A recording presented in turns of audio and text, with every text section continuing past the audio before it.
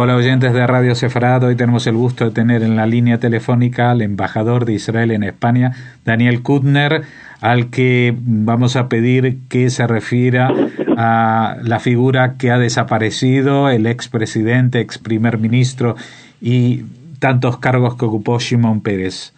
Bueno, Shimon Peres fue el último de los grandes titanes de la generación del 48, la generación que luchó por la creación del Estado de Israel y posteriormente la lideró en su periodo de construcción de por un lado, su sociedad y por el otro de su infraestructura de defensa que nos permite hasta hoy en día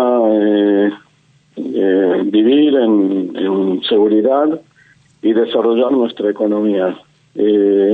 Peres tuvo una trayectoria larga, primero como funcionario en un periodo en que todo el país estaba en manos de gente joven, bajo el liderazgo de Ben-Gurión. Todavía antes de cumplir los 30 años ya era el director general del Ministerio de Defensa, en una época en que había que construir el Ministerio de Defensa y sentar las bases para nuestra industria y nuestra capacidad autónoma de proveernos de los medios que necesitamos para defendernos contra los ejércitos árabes de la época. Al mismo tiempo, al hacer esto, también sentó las bases para la investigación tecnológica y el desarrollo de la industria electrónica, que sin la cual hoy en día no tendríamos la Startup Nation ni toda esta economía basada en la alta tecnología. Durante su larga trayectoria son innumerables las contribuciones que hizo al desarrollo de Israel, a la defensa de Israel. Creo que tenemos que recordar, entre otras, su actuación como en la época de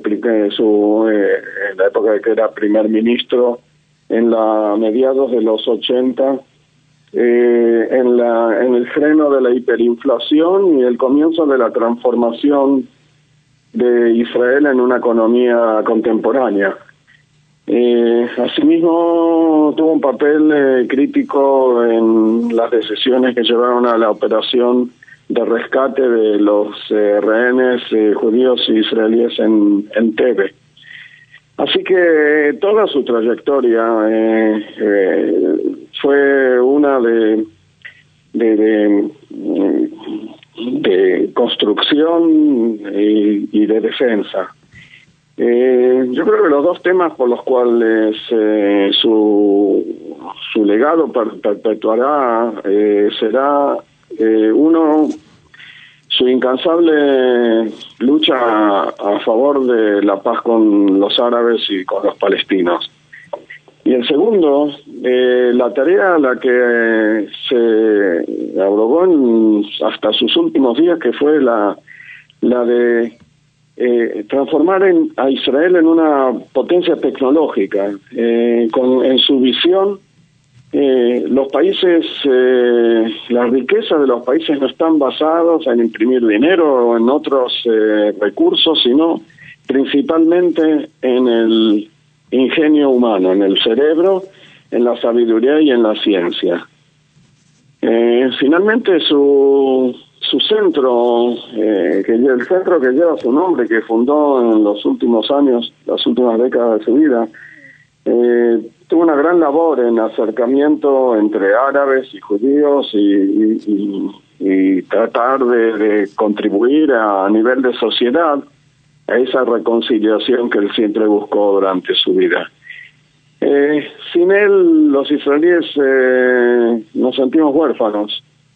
Y por eso es que vamos a recordarlo y vamos a tratar de hacer realidad su visión, siguiendo la lucha por la paz y siguiendo por esta vía de basar nuestra sociedad, nuestra economía en la sabiduría y en la ciencia. Supongo, embajador, que usted tuvo la oportunidad de conocerlo personalmente, ¿no? ¿Cómo eran las distancias cortas?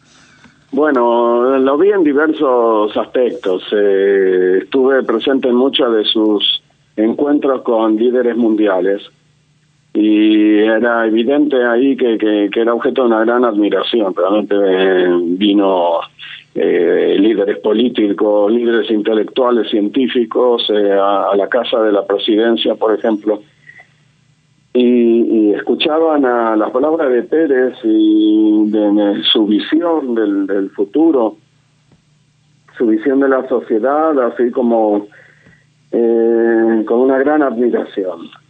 También lo vi en discusiones más cara a cara con otros líderes en los que tenían ocasión de demostrar su agilidad mental, incluso en sus últimos años. Su cerebro agitado, que parecía como que en ese sentido los años no pasaron. Y tengo una última pregunta, porque justamente ahora que se están celebrando los 30 años de relaciones diplomáticas de España con Israel, él también tuvo mucho que ver en ese tema, ¿no? Gracias a su cercanía con el gobierno de Felipe González entonces. Él era una personalidad internacionalmente reconocida en la Internacional Socialista, y en realidad fue en la época en que era primer ministro que se restablecieron las relaciones diplomáticas. Muchos de los estadistas españoles de la época y hasta hoy en día lo conocen, se han encontrado con él, y muchos nos han expresado personalmente sus condolencias ante la pérdida. Uh-huh.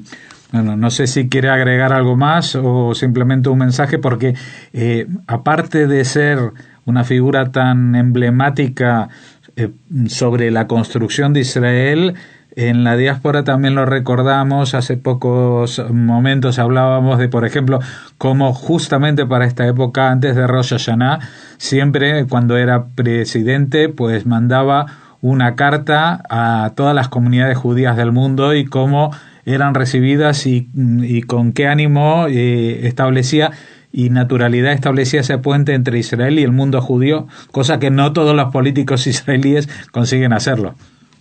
No, pero a pesar de que inmigró a Israel a edad muy temprana, Shimon Peres siempre es de la generación que entendió la relación íntima que une al pueblo de Israel, en Israel y fuera de Israel.